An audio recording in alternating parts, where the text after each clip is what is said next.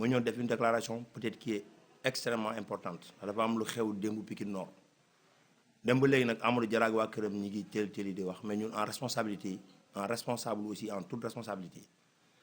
balaa ñu doon il faut ñu def le point ci situation bi soog a mën a yëkkati suñu kàddu pour addu moo waral ñu yéex a wax donc moo tax fi ñu toll nii ñu jàpp ni war nañu def déclaration pour wax ak àdduna la ñuy waxal fi ñu toll nii. déclaration nag damay commencer def benn rappel historique ndax yàlla dafa dogal bi nekkee ci commune benn jour am na ku bokk ci moom ku dóor kenn ci ñun kurpeñ fekk ko mu taxaw mu dóor kenn ci ñun kurpeñ ku ñuy wax Yuba Traoré mu porté ko plainte nit ñi dem police jéggalu ñu retiré plainte bi bàyyi noonu mu dem ñu commencé campagne ay nitam di wër Pikine Nord di xotti suñu ay affiche ñu identifier leen ba xam leen mais ñu ne élection yi fi ñu jëm jarul coow ndax ñoo bokk ndey ñoo bokk bàyyi xëñ na ay mbir la ñu am te ay ñu ko de manière isolée mais du leen Amadou Diarra digal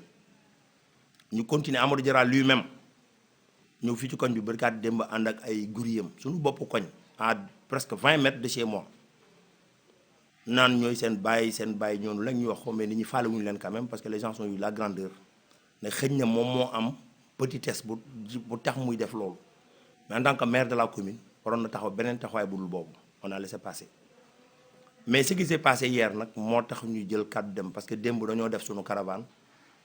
wax dëgg yàlla di tëj suñu campagne bi ñuy jaar tali bu mag ay nitam attaqué ñu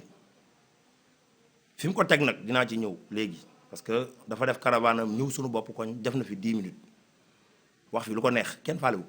mu wax a wax li ko neex ci jàmm ak salaam pare jël caravane dem ñibbi donc ñun aussi yaakaar nañu bu ñuy def suñu caravane am nañ droit jaar fu ñu neex ci Pikine pour def suñu caravane malheureusement bi ñuy dem ñu attaqué ñu tali bu mag attaque bi nag li tax ma ciy def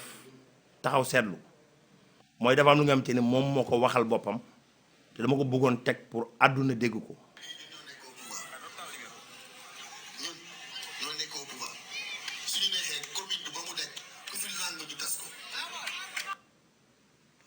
dama koy tegaat ngeen déggaat. ñoo nekk au pouvoir suñu neexee commune bi ba mu nekk ku fi làng ñu tas ko. bu jàppee ne dafa nekk au pouvoir ba commune bi ba mu daj ku fi làng mën na ko tas mu dellu si ne Macky Sall la àndal président Macky Sall dafa am police am gendarmerie lu ko neex mu def tax du ko ci fekk donc je pense que défi bi dootul ñun ak moom défi bi ñun ak président Macky Sall la. li ñuy démarré mooy président Macky Sall ci boobu moom moo njëkk a commencé bëgguñu humilier ñu ne ko duñ ko nangu mu bëgg a piétiner suñu dignité ñu ne ko duñ ko nangu aujourd'hui nag je pense que du Amadou Diarra de waxuma Amadou Diarra il est trop petit pour ñuy wax ak moom mais le président de la République laa bëgg a wax ni monsieur le président de la République vous avez placé la barre très haute ndax lépp yow la lépp lu am Pikine Nord responsable benn responsable am muy président Macky Sall ak jarbaatam xaw ma ndijaayam xaw ma cousin Ablaye Timbo lépp lu xew Pikine Nord tey ñoom ñooy responsable yi. li tax ma ci àddu nag mooy dafa am incident bu nga xamante ni am na ci démb ci li am yàlla suñu borom ci kàttanam may remercier aussi tous les responsables de la coalition parce que je pense que démb taxaw nañ taxawaayu kilifa malgré toutes les difficultés ànd nañoo ñi feebar ñëpp gunge leen faj leen jël leen en charge correctement et que c'était pas évident ndax situation bi jaxasoo na trop donc loolu je pense que mooy wane grandeur u ñi bokk ci coalition bi ak sens de responsabilité bi ñu bokk ci coalition am ça aussi vraiment di leen ci gërëm bu baax di masawu aussi képp nga xamante ni yàlla dogal na suñu borom nattu la nga gaañu ci démb ñu lay masawu di ko masawu waa coalition bi di ko masawu waa Pikine Nord yëpp di ko masawu waa Pikine yëpp parce que li may wax ñun Pikine ñoo bokk ndey ak baay ku mu mës a xam ci esprit politique esprit laa mës a doxee donc am na yu nga xamante ni nii musul nekk ci man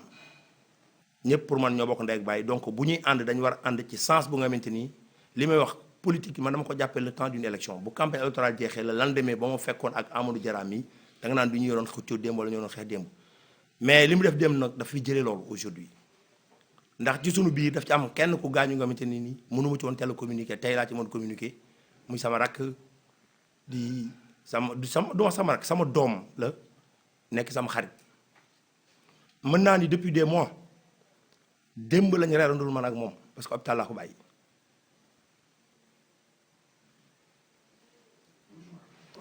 li tax may wax lii nag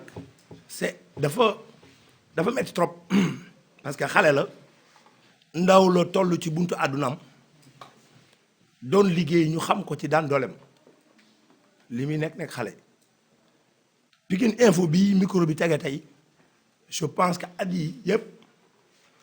tey la nit mës a gis Micro Pikine Info te gis ko mais li may ñaan ñëpp mooy dañu def campagne bu mucc ayib aujourd'hui ñëpp xam ne Pikine Nord le maire Amadou Diarra nekkatul ci jeu bi donc fi ñu toll yaakaar naa ni élection yu jëm suba bokk ci may ñaan toute l'opposition locale que ñu boole suñu ay doole bokk ndey bokk bàyyi àndandoo veiller ci élection yi toute l'opposition locale laa wax nañu bokk ndey bokk bàyyi àndandoo veiller ci élection yi suba sécuriser élection yi pour sécuriser résultat ñu war am suba parce que li ma gëm mooy opposition bi kenn ay gagné te ci gën a liggéey ci opposition mooy gagné yàlla na yàlla def mu nekk ñun suba mais li ma wóor te wóor suba mooy Amadou Diarra suba bu ñu paree ci élection yi dina xam ne élection yi du élection yi nga xamante ni moom moo ko moom jug na nag pour saboter ko moo tax mu commencé li ñu def je pense caravane la muy jël la njëkk attaqué démb lay soog attaqué suñu caravane mais kiñ ci gaañ ba mu nekk xale mu ñàkk ci bëtam sunu responsabilité la nekkoon ñun la àndaloon di liggéey donc ndog bu ko ci dal ñun la dal suñu kaw ma gëm nag ni dinañ yeggale liggéey bi dem bi ñu attaqué sunu ay nit riposte nañu mais li ma gëm mooy riposte bi yeggul ci préjudice bi ñu posé te incha allahu rabbi suñu deewul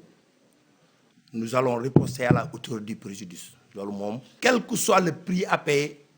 dinañ ko def te ça je tiens à témoigner l'opinion nationale internationale man maa ko waxal sama bopp en direct kenn waxu ko yóbbante wu ma kenn dinañ yeggale suñu ay élection ci niñ ko war a yeggalee mais dinañ jël matuwaay yi ñu war a jël yépp pour eggal suñu élection aujourd'hui la police avec Amadou Diarra parce que Macky Sall la àndal bàyyil nañ ko ko la gendarmerie avec Amadou Diarra parce que Macky Sall la àndal bàyyil nañ ko ko mais am nañ ay moyens légaux yu ñu war a utiliser pour sécuriser suñu ay élection suba te dinañ ko utiliser pour sécuriser suñu ay élection suba luñ ci bañul duñ ko ci bañ ce sera œil pour œil dent pour dent bu loolu paree nag dama bëgg a wax ñëpp ni man maa ko wax na ko président Macky Sall dégg na ko Ablaye Timbo dégg demee 11h dinañ boole président Macky Sall Amadou Diarra ak Ablaye Timbo duma ak képp ku mës a ànd ak ñoom leen jàppale 11h je dis bien waxuma midi 11h dina fekk ñu duma leen ba sëlëm leen président Macky Sall laa wax Amadou Diarra ak Ablaye Timbo ku ñu mës a complot bokk ci complot suba 11h dinañ la duma incha allah ci kàttanu yàlla. bu ñu paree nag je pense que la déclaration politique bi ma war a def parce que combat bi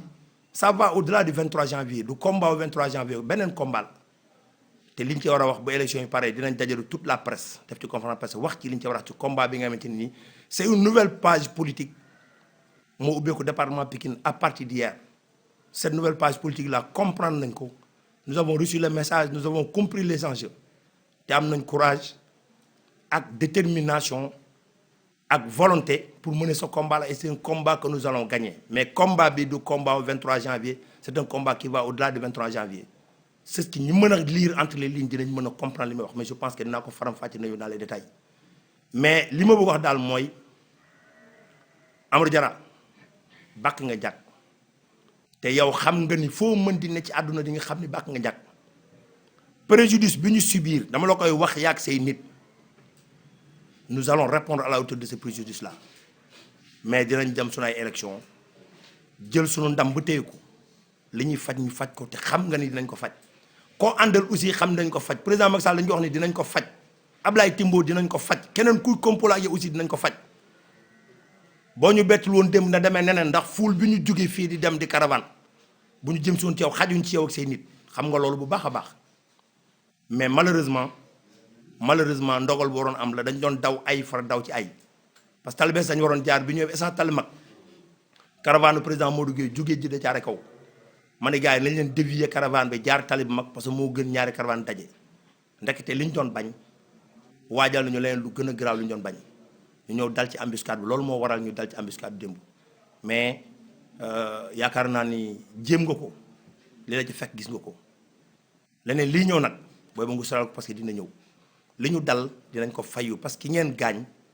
suñu doom la suñu xarit la li ma wax ça fait des mois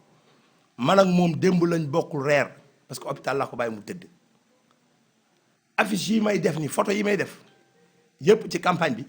moom moo ko concevoir moo ko réaliser toutes les photos moo ko concevoir moo ko réaliser ci ay moyens boppam su ma waxee loolu war ngeen mën xam niveau de relation ma kooku su ma demee Amadou Diarra tax li ko dal ko Amadou Diarra war naa xam ni loolu ko dal noonu Serigne Saliou Mbacké meekar àdduna nga la xam ne dinañ ko faj te moo xëy dinañ ko faj moom xam ne dinañ ko faj yàgg nañ ci communauté xamante nañu moom xam na ma xam naa ko ay nitam xam nañ ma bu baax a baax a baax xam nañ ñu salax bu baax a baax a baax donc am na nga buñ koy daw ñooñu ko war a njëkk a daw mais buñ koy daw ñoom ñu song ko non dinañ leen wan ni sawaay li ngeen këpp dinañ leen fay bu wis leen te dinañ leen fay incha allah bu wis leen suba nag li may wax mooy élection yi suba li ma wax gaa yëpp góor ñi nañ yeewu bu ñi dul góor bu ñu topp suba góor rek lañ soxla parce que suba bisu góor la suba maa ko wax nii officiellement ci presse suba bisu góor la te dafa war góoree ñi wóolu seen bopp ñépp suba 7 heures lañ leen di woo ñu daje taxaw ci commune bi sécuriser suñu élection jël suñu résultat dem ñibbi képp ku ko attanul li may wax c'est très clair c'est un message très clair képp ku parewul bu mu ñu topp ku parewul bu mu ñëw suba bisu góor la maa ko wax Amadou Diarra loo mën def ko loo mën waaj ko suba loo fay loo kupp dinañ la fay ba bis la suba incha allah ci kàttanu yàlla leneen ne li may wax nag mooy gars yi damay sant ñëpp di gërëm ñëpp di wax dëgg yàlla masawu papaam booy juróom dafa génn àdduna bu jigéen papaam nekk fi nekk Italie muy benn doomam mu bàyyi ko ak ñun donc je pense que nit boo amee sa doom yaayam génn àdduna mu nekk benn doom nga bàyyi ko suñuy loxo waruñu la woon jox nouvelle bii ci moom mais ñu ngi koy jégalu bu baax a baax di jégalu ay mbokkam yépp jégalu ay tantam ay bàjjanam ay maamam ñu xam ni li ko dal metti nañu trop metti nañu trop yàlla suñu borom na ci kàttanam mooy dogal mais bu ñu sañoon mu dogal leneen mais malheureusement lii la dogal incha allah nag xam naa ni dinañ ko bokk ak moom.